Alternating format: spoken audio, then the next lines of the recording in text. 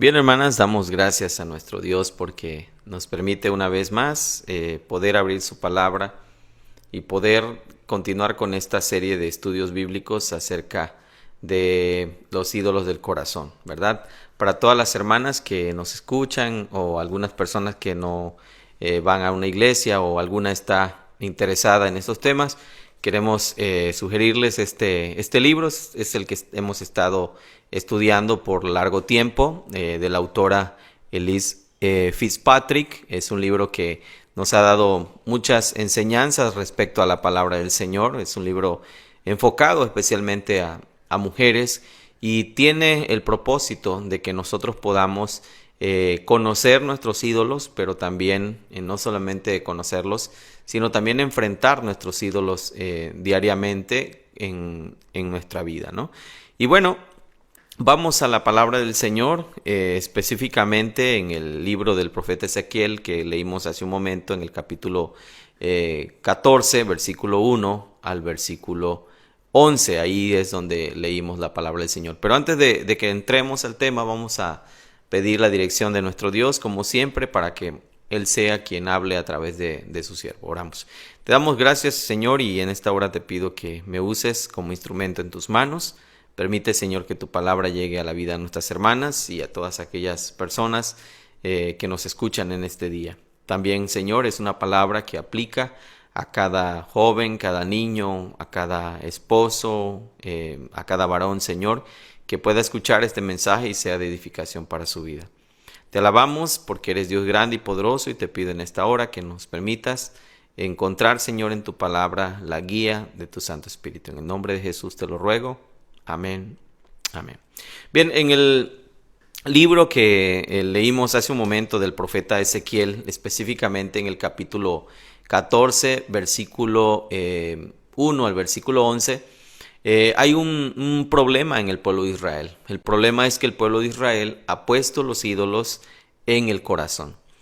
Para muchas personas, pensar en la idolatría es pensar en imágenes o pensar en esculturas hechas ya sea de madera, de yeso, de cerámica, de lo que sea. Y cuando nosotros, por ejemplo, miramos a las personas que van cargando a lo mejor una imagen, que van cargando probablemente una estatua o un busto, lo que sea que vayan las personas cargando, casi siempre nosotros sentimos, a veces como cristianos, el deseo de decir que qué mal están esas personas porque van cargando esos ídolos en la espalda, o van en la calle, o van corriendo. Sobre todo en la época de diciembre, que es donde en México se ve de una forma quizá un poco más clara el aspecto, ¿verdad? De las imágenes y de todo este tipo de estatuas que se les rinde culto.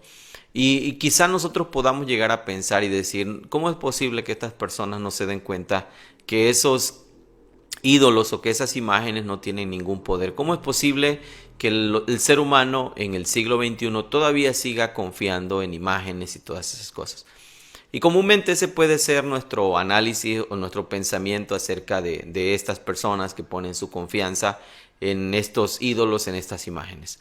Sin embargo, lo que el profeta Ezequiel está diciendo aquí, o lo que el Señor está examinando el corazón y la vida del pueblo de Israel, no tiene que ver, o no hay una mención específica hacia ídolos de madera, como lo hace el profeta Isaías, por ejemplo, sino aquí el asunto va más allá. Israel había puesto no los ídolos delante de sí, no los había llevado a los lugares altos, no los estaba poniendo en un altar en su casa, sino Israel había puesto los ídolos en su corazón. Y es precisamente los ídolos del corazón los más difíciles de identificar, y no solo de identificar, sino también de desarraigar. Porque en este sentido no los podemos nosotros ver físicamente, no son tangibles. Sin embargo, estos ídolos tienen una gran influencia en nuestras vidas, en nuestras acciones y en todo lo que nosotros diariamente hacemos, pensamos, deseamos, y se vienen a convertir prácticamente en el motor de nuestras vidas. El pasado lunes que estuvimos estudiando la palabra del Señor, Hablábamos acerca de esos ídolos que en cierta manera nos hacen funcionar. Decíamos que hay ídolos que son, o más bien tenemos un Dios confesional, que es el Dios en que nosotros creemos, pero también ídolos o dioses funcionales, es decir, aquellas cosas que mueven nuestro corazón a hacer, a actuar o a reaccionar de una u otra manera. Analizamos el caso, por ejemplo, de Aarón cuando Moisés está recibiendo la ley y el pueblo empieza a presionar en cierta forma a Aarón y él termina cediendo a los deseos del pueblo en contra de la voluntad de Dios, con muchas situaciones que por supuesto llevaron a Aarón a tomar esta decisión. Por una parte veíamos que él deseaba, ¿verdad?, no quedar mal con el pueblo, y esto es un problema que a veces hay en el corazón de nosotros porque nos da miedo enfrentar a las personas, o nos da miedo decirle a las personas que no, porque tenemos miedo a ser rechazados por ellos. Entonces, como amamos demasiado el hecho de que ellos nos amen o que ellos nos aprecien, cuidamos mucho de no incomodar a las personas porque tenemos miedo a perder su cariño, su amor, su aprecio o su apoyo. Ahora, esto nos lleva inclusive a tomar decisiones en contra de la palabra de Dios, porque a veces el ser humano se convierte en un ser gigante y Dios se convierte en algo muy pequeño en nuestro corazón. En este día vamos a dar continuidad al tema de aniquilando los dioses falsos. Y en este caso vamos a ver un tema muy importante, que es el tema de la confesión. Un elemento importante que debemos reconocer es que la idolatría nunca viene sola. Por mucho tiempo va a estar siempre la idolatría engendrando más y más pecado en nosotros. Un pecado nos va a llevar a otro pecado. Por ejemplo, cuando en nuestro corazón tenemos temor de que las personas sepan cómo somos, o más bien cuando tratamos de nosotros dar una apariencia de lo que no somos, por ejemplo. Constantemente, para cuidar nuestra imagen, esa imagen que nosotros idolatramos y que nosotros amamos, a veces somos movidos a pecar contra el Señor mintiendo, ¿sí? Y esa mentira, por supuesto, va a engendrar mucho más mentiras, porque para que podamos sostener esa primera mentira que ya dijimos, necesitamos seguir mintiendo. Así que un pecado lo que va a hacer es que va a engendrar mucho más pecados. Recordamos el caso de David, ¿verdad? Cuando él está de ocioso, podríamos decirlo, ¿verdad? En el tiempo que los reyes salen a la guerra, él estaba en casa, ve a una mujer, la codicia, esa codicia lo lleva a que él cometa un pecado con esta mujer, ¿verdad?, con Betsabé. Y después de que se ha dado esta situación de pecado, eso origina mucho más pecado, de tal manera que David se va metiendo en una serie de situaciones de pecado cada día más, hasta llegar a ser el autor intelectual de un asesinato, ¿verdad? Entonces es hasta que llega el profeta Natán que lo confronta con el pecado que David había cometido. Ahora, esto podría usted pensar, bueno, es que no, en mi vida no me va a pasar. Bueno, pensemos en cómo la Biblia consideraba a David. ¿Cuál es la manera en que la palabra de Dios se expresa de David? Y David era considerado un hombre conforme al corazón de Dios. Así que era un hombre íntegro delante del Señor, pero también susceptible al pecado. Entonces, tenemos que considerar entonces que el pecado nunca vendrá solo. A medida que nosotros identifiquemos esos patrones, debemos buscar hacer morir estos pecados mediante la oración, ¿verdad? Y el esfuerzo diligente para que esos patrones se vayan apartando de nuestra vida. No tiene que ver solamente con reconocer que hay algo mal en nosotros, sino tenemos también que actuar y sobre todo ir a Dios en oración. En cada instante de un pensamiento, palabras o hechos pecaminosos, debemos nosotros pedir que el Señor intervenga, que su gracia nos lleve, principalmente nos lleve al arrepentimiento, y al mismo tiempo busquemos mortificar o quitar nuestros comportamientos pecaminosos y poner en lugar de esos comportamientos pecaminosos acciones piadosas. Así que lo que tenemos que hacer es obviamente aniquilar esos dioses falsos, esos ídolos que hay en el corazón. Y la pregunta aquí es cómo lo podemos hacer, cómo podemos lograr eso. El profeta Ezequiel está hablando acerca de una sentencia que Dios trae sobre aquellos que se entregan a la idolatría y que abandonan al Señor. Probablemente usted esté pensando, bueno, yo nunca he sido idólatra, en casa nunca adoramos ídolos. Sin embargo, el corazón es una fábrica constante de ídolos. Y como dice el texto, los ídolos de estas personas no estaban en la pared, no estaban en algún lugar alto, sino estaban en el corazón. Y es difícil verlos y sobre todo desarraigarlos. Ahora, ¿cómo podemos hacerlos? Ahora, si usted y yo pudiéramos ver esos ídolos fuera mucho más fácil. Nosotros sabríamos qué hacer. Tomaríamos quizá la misma acción que tomó Moisés. Ustedes recordarán que Moisés toma el becerro que había hecho Aarón y dice la palabra del Señor que lo molió, prácticamente lo hizo polvo. Entonces, eso podríamos hacer nosotros si los dioses o los ídolos que a veces están o a los que nosotros a veces nos inclinamos fueran objetos de plata u oro. Sabríamos qué hacer. Pero estos ídolos existen en nuestros pensamientos, en nuestra imaginación, y sabemos que están ahí porque producen palabras, producen comportamientos pecaminosos. Es decir, estos ídolos logran una influencia en nosotros. Ahora, ¿cómo podemos hacer para deshacernos de ellos, de aquellas cosas que parece que intrínsecamente son parte de nosotros, ¿no? Ahora, lo primero que tenemos que hacer es tomar valor porque el Espíritu de Dios realmente es nuestro ayudador y continuamente la palabra del Señor y el Señor por medio de su palabra nos está alumbrando y nos está capacitando. La manera de conocer nuestros ídolos es que nosotros vayamos a la palabra del Señor. La palabra del Señor va a reflejar, va a revelarnos aquellas cosas que en nosotros no son correctas. Así que lo primero que nosotros necesitamos hacer es ir a la palabra del Señor, pero también ir en oración delante de Dios para que por medio de esa oración nosotros podamos expresar al Señor nuestras cargas, luchas. Y esto es algo muy importante que vamos a ver con la cuestión de la oración, porque aquí entra un elemento muy importante. Una vez que nosotros hemos reconocido, que hemos identificado esos ídolos de mi corazón, cuáles son las cosas que yo amo por encima del Señor, viene la parte de la confesión y el arrepentimiento, que estos tienen que ser sinceros y debemos ante todo ser guiados por el Espíritu Santo y conscientes de que realmente son la única arma que puede debilitar las fortalezas que ocupan nuestros pensamientos y deseos idólatras. Así que bueno, la oración, vamos a comenzar con este aspecto de la oración. El día de hoy solo vamos a ver el aspecto de la oración y posteriormente veremos la cuestión del arrepentimiento. Ahora, todo esfuerzo para cambiar, porque seguramente alguna vez en nuestra vida nosotros nos hemos dado cuenta de aquellas cosas que no están bien, sobre todo cuando nos enojamos, ¿verdad?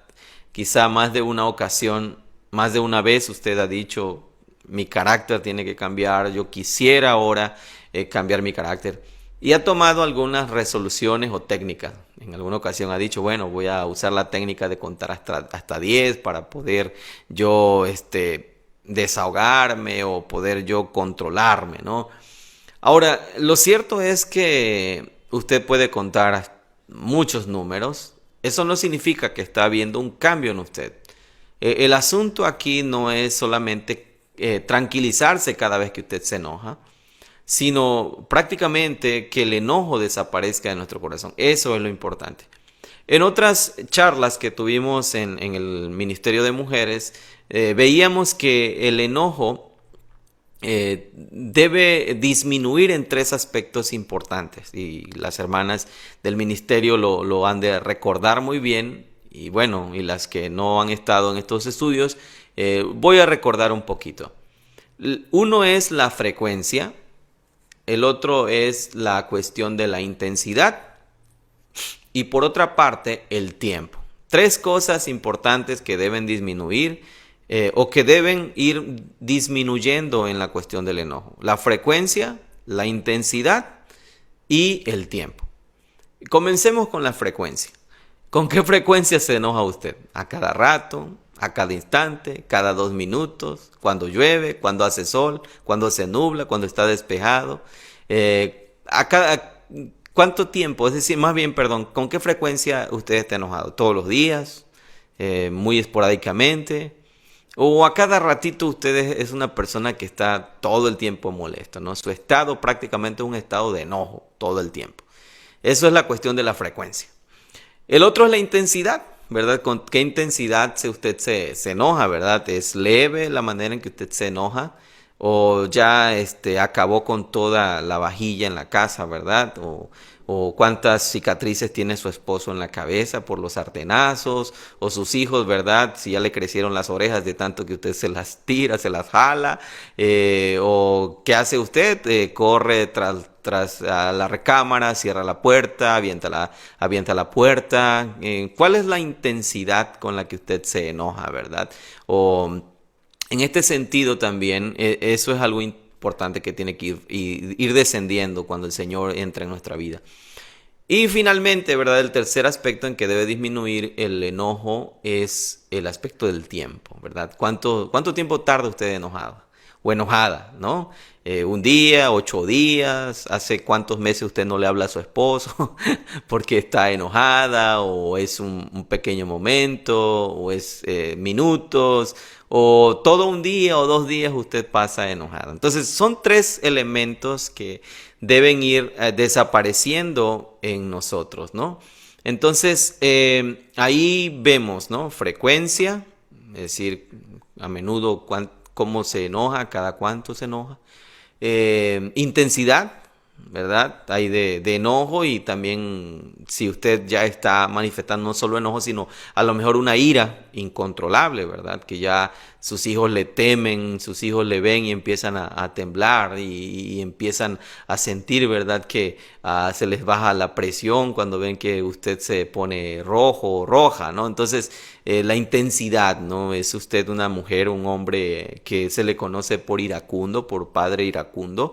Entonces, eso es prácticamente lo que tiene que ver con la intensidad. Y el otro que decíamos es el tiempo, ¿no? Es decir, el tiempo. Ahora, la palabra del Señor cuando trata el tema del enojo dice: airaos, pero no pequéis. No se ponga el sol sobre vuestro enojo, ni deis lugar al diablo. Entonces, aquí en esta cuestión del enojo, de la frecuencia, del tiempo y de la intensidad, podemos ver cuánto daño logra hacer esta acción en nosotros. Y el Señor, ¿verdad? Con el enojo no dice, ¿verdad? Bueno, habla con tu hermano hasta que se te pase el enojo. Sino lo que el Señor está diciendo, ¿verdad? Es que lo quitemos. Si usted ha leído Efesios capítulo 4, versículo 17 al versículo 32, se dará cuenta que el Señor nos dice que quitemos de nuestro corazón el enojo. No está diciendo que el enojo es un elemento que hasta que se nos pase. No, quítalo. O sea, realmente no está diciendo, bueno, es que estoy enojado todavía y no se me ha pasado el enojo. No, el Señor dice, quítalo, así, de manera tajante, ¿no? Dios no da opción a eso. Es decir, es algo que nosotros debemos quitar en nuestro corazón y llenar nuestro corazón del amor de Dios. Así que muchas veces tal vez usted ha tomado este esfuerzo de decir, bueno, a partir de ahora yo me voy a enojar menos, ¿no? A partir de ahora voy a tomar una técnica para no enojarme, o voy a ir a neuróticos anónimos o cosas por el estilo, ¿no? Bueno, toda técnica que usted tome, todo esfuerzo para cambiar sin la ayuda de la oración que humilla el corazón, quedará solamente en el intento de hacer algo. El problema aquí, bueno, tomo como ejemplo el enojo porque es quizá lo más frecuente a veces en el corazón del hombre. Es porque constantemente nosotros terminamos justificando nuestro enojo. Casi siempre decimos, es que yo me enojo porque tú esto, yo me enojo porque tú aquello, es que me enojé por esto y el otro. Entonces, el enojo siempre va acompañado en nosotros de una justificación. Entonces, consideramos que el enojo es justo porque los demás hacen o no hacen tal cosa. Y no reconocemos que el problema no está en los demás, sino, como decíamos hace días, el problema está dentro de nosotros. Así que, mis amados, amadas hermanas y hermanos, todo intento quedará solamente en eso. en un intento no habrá ningún resultado si nosotros no estamos considerando la confesión como un elemento fundamental. Lo primero que tenemos que hacer es reconocer que somos iracundos, que nuestro enojo es un pecado delante del Señor y que estamos ofendiendo el nombre de Dios con nuestra intensidad, con nuestra frecuencia y con el tiempo en que nosotros nos estamos enojando. Así que de esa manera nosotros podemos considerar el hecho de que necesitamos la presencia del Espíritu Santo en nosotros. Así que es solo el poder del Espíritu Santo el que nos va a ayudar a nosotros a crecer. No debemos tampoco subestimar el poder del enemigo que nos acecha, y hacer esto o subestimar el poder del enemigo nos trae como consecuencia que nos distraigamos y nos confiemos en nosotros mismos y no en el poder del Señor. Esto es un error que a veces nosotros cometemos. Constantemente estamos confiando en nosotros. Decimos, yo puedo con esto, no tengo problemas. Y subestimamos realmente lo que Satanás pueda hacer, o nuestra carne o el pecado, ¿no? Ahora, solo el poder del Espíritu puede darnos la capacidad para comprender la fuerza y el poder del enemigo. Y encontramos sabiduría en el Señor para poder derribar y destruir todos esos ídolos que están en nuestro corazón. Y el Espíritu viene en ayuda de aquellos que se humillan y reconocen su total impotencia y claman al Señor por ayuda en desesperación. Esa es una realidad. Si nosotros no estamos siendo humildes, no estamos reconociendo nuestro pecado, no habrá un cambio en nosotros.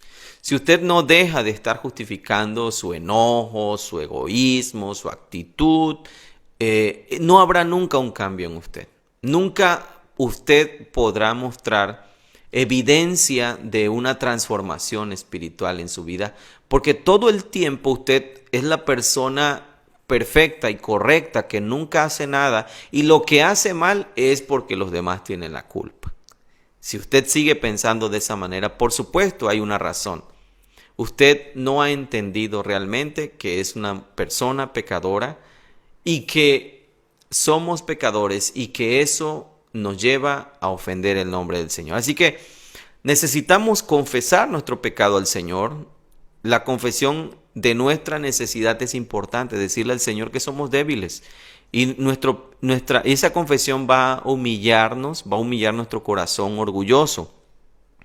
Ahora, algo bien difícil para todos nosotros los seres humanos es humillarnos, y recordemos que la palabra del Señor dice en 1 de Pedro capítulo 5 versículo 5 que Dios resiste a los soberbios, ¿sí? Pero da gracia a los humildes.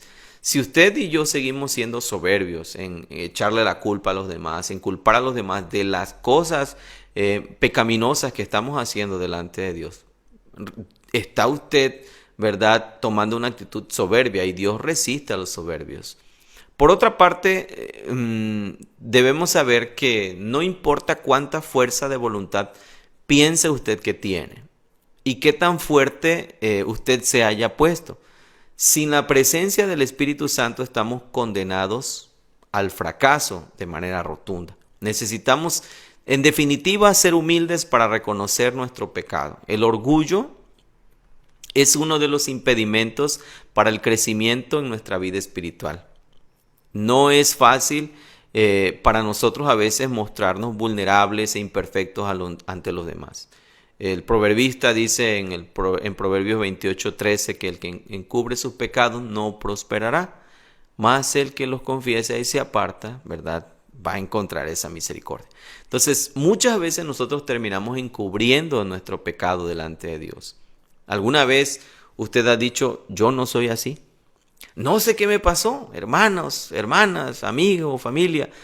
No sé qué me pasó, ¿verdad? No sé por qué reaccioné así.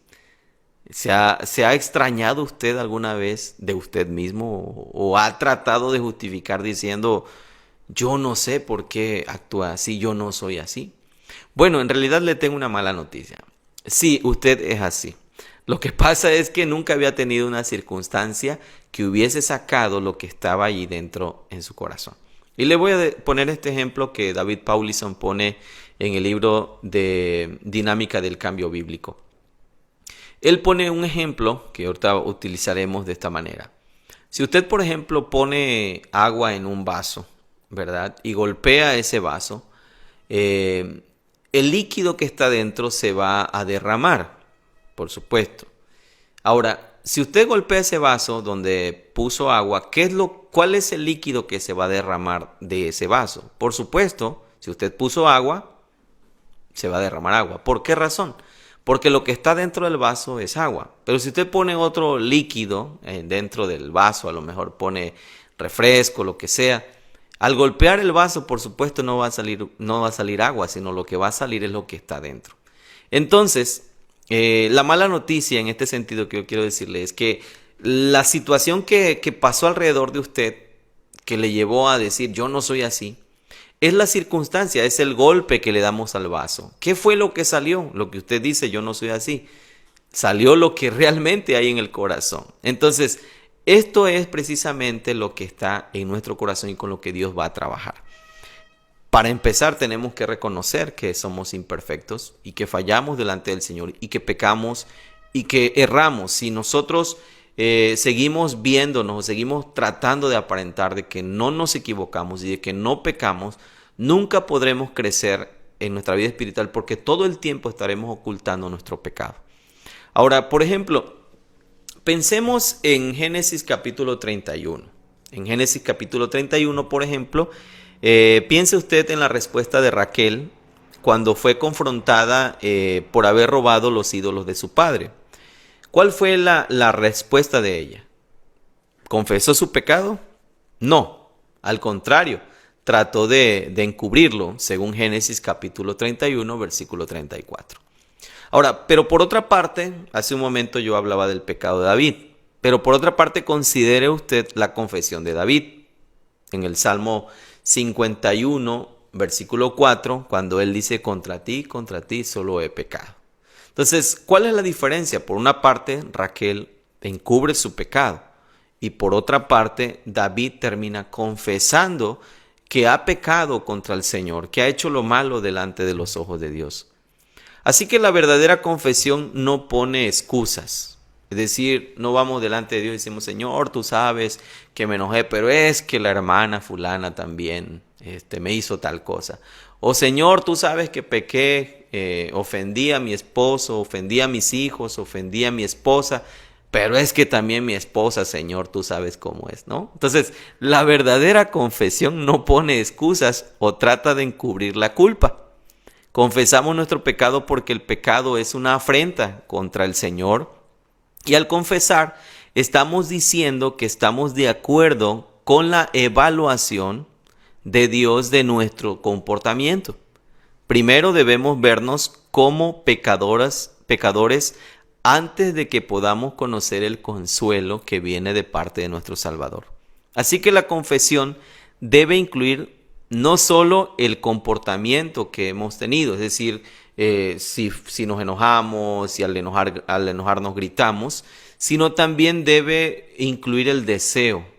Por ejemplo, si usted se enojó porque alguien no le trató como usted cree que merece ser tratado, debe confesar tanto el pecado en sí, el fruto, en este sentido que fue el enojo, pero por otra parte también el ídolo con el que le está generando ese problema. En este caso puede ser a lo mejor el deseo de ser una persona reconocida, una persona valorada, porque muchas veces la gente se enoja porque dice es que la gente no me da el valor que yo realmente tengo como persona. Entonces, en este sentido, la confesión debe incluir no solo el comportamiento externo pecaminoso, sino también los deseos y pensamientos que provocan ese comportamiento. Así que lo que la palabra del Señor en este día nos dice es que el problema no está fuera de nosotros, está dentro de nosotros y necesitamos nosotros confesar delante del Señor nuestro pecado, confesar nuestra maldad y no solamente nuestro pecado o el fruto, sino también la raíz que está provocando ese mal fruto, la raíz que está llevándome a que yo actúe de esa manera. Y conocer esos ídolos de mi corazón harán que cada día yo pueda luchar contra ellos, Pero no basta con solo poder reconocer qué es lo que está mal en mí, sino tenemos que traerlos a la cruz de Cristo y enterrarlos ahí a la cruz de Cristo, traerlos al Señor y poder pedir que el Señor intervenga y nos ayude a aniquilar esos ídolos que están en nuestros corazones, que nos hacen actuar de una u otra manera en la cual nosotros ofendemos el nombre del Señor. Así que, mis amados hermanos y hermanas, les animo a seguir estudiando la palabra del Señor y a seguir estudiando este tema tan importante que es, ¿verdad?, los ídolos del corazón, que se arraigan ahí, que nos llevan a cometer actos pecaminosos que deshonran el nombre de nuestro Dios, pero la gracia de Cristo nos ayuda a vencer y nos ayuda a que nosotros podamos ir sustituyendo esos ídolos por el verdadero Dios que trae para nosotros consuelo y fortaleza. Que el Señor añada bendiciones a cada uno de ustedes por medio de su palabra.